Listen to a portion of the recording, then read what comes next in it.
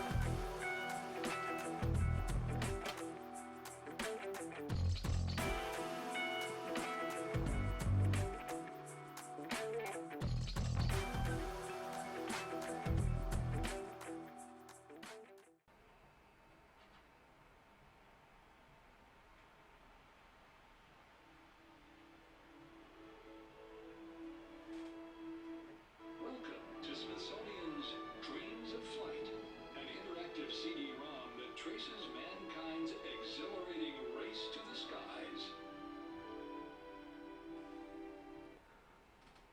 Looks like we got some audio with our startup. The man gazed high into the heavens and saw the clouds drifting majestically toward a distant horizon.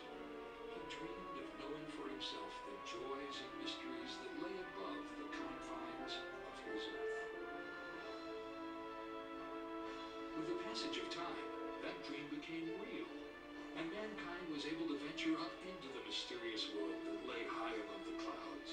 He could now soar gracefully on the wings of the wind and discover that special place of myths and magic, of power and freedom, of beauty and joy, that had for so long existed only in the minds and imaginations of the dreamers.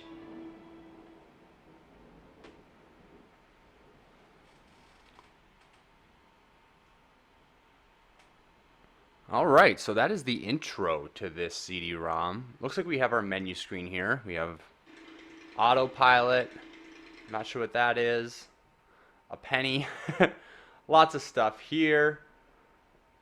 I'm guessing a photo gallery and who knows. Let's just start right here. I'm guessing this is the flight simulator. Nope. I would be mistaken. So it looks like we have the Wright Flyer. This is just tons of different style older aircraft, it looks like.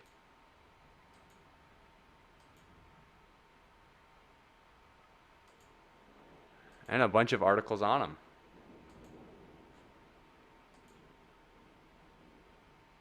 Here's a list of all the flights that they're talking about, or aircraft at the time. In the very early days of flight here.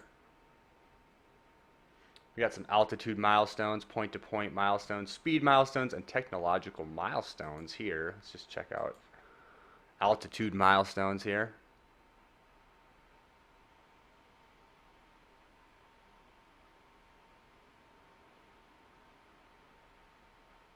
Wow, that's quite a jump. So the milestone for December 18th, 1908 is 361 feet.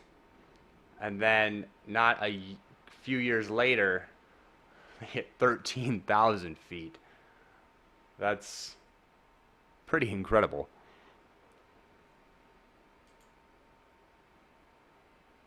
You got your point-to-point milestones. Speed records, of course. Looks like we have some audio here.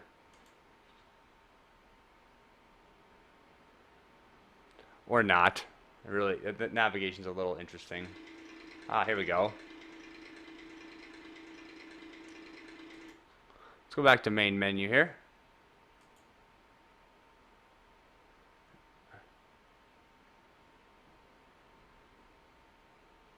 Let's see what toys is in this menu.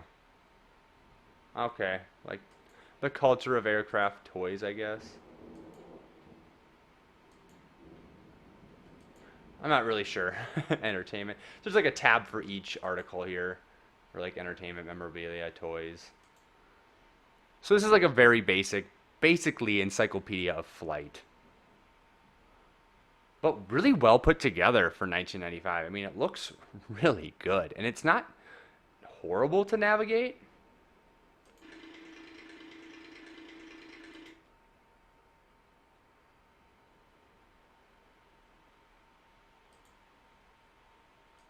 We got our flight. Let's see what we got here. Looks like a bunch of pilots. I am guessing this is the same as here. Yeah, it is. So, I mean, it looks like there's a lot more to it than there really is.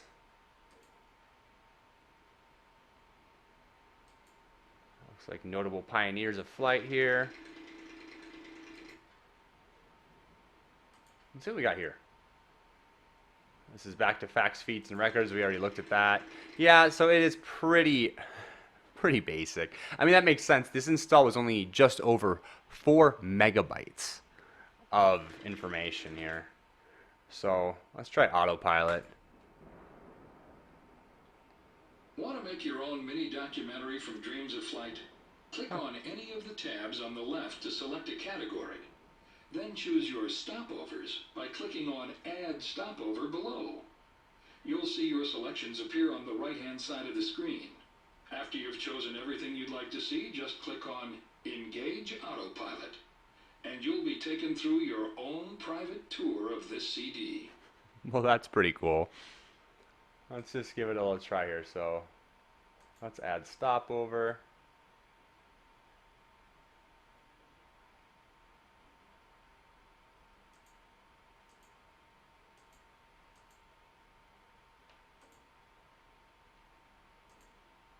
Let's just do those. Let's engage autopilot here. In 1931, pioneer aviator Wiley Post, along with navigator Harold Gatty, climbed aboard their Vega, the Winnie Mae, and set off to fly around the world. They accomplished their goal in the record-setting time of 8 days and 15 hours. 2 years later, Post repeated the journey, this time flying alone to become the first person ever to solo around the globe. He also bettered his previous record by almost a day. Pushing ever upward as well as onward, Wiley Post sought a new frontier to conquer with his Vega, high-altitude flight. Modified with a supercharger, the Winnie Mae achieved an altitude of over 30,000 feet and a ground speed of 340 miles per hour. Unknowingly, Post had become the first to fly in what later would be called the jet stream.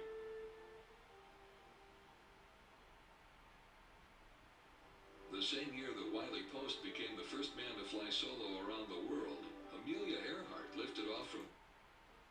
All right, we get the idea. It's just going to run through all the tabs and actually play the content, which is pretty amazing. In the development of aeronautical engineering was...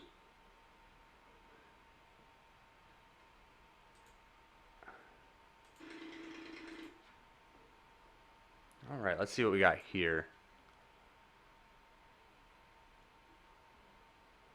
We got the culture, airmail, air shows. We kind of looked at all these earlier.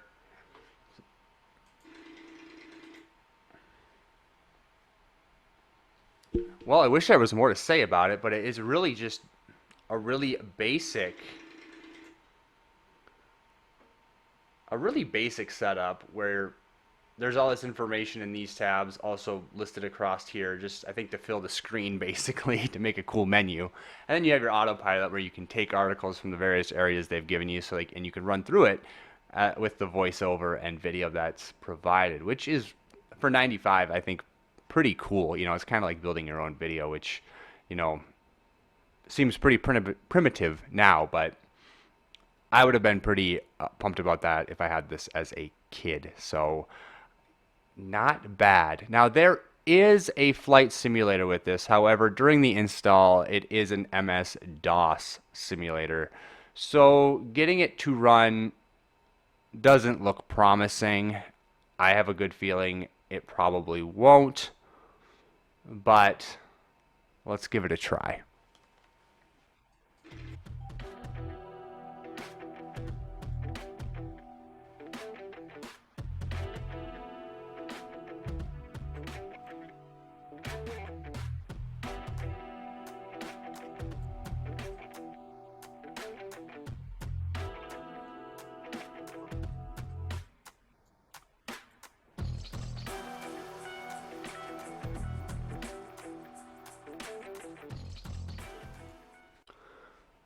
As I figured, it it doesn't want to play ball, unfortunately, regarding the flight simulator, which is a bummer. But if I can get it running, I will certainly show it in a different video, maybe as just a bonus, just a really quick rundown of it, because I really do want to see it.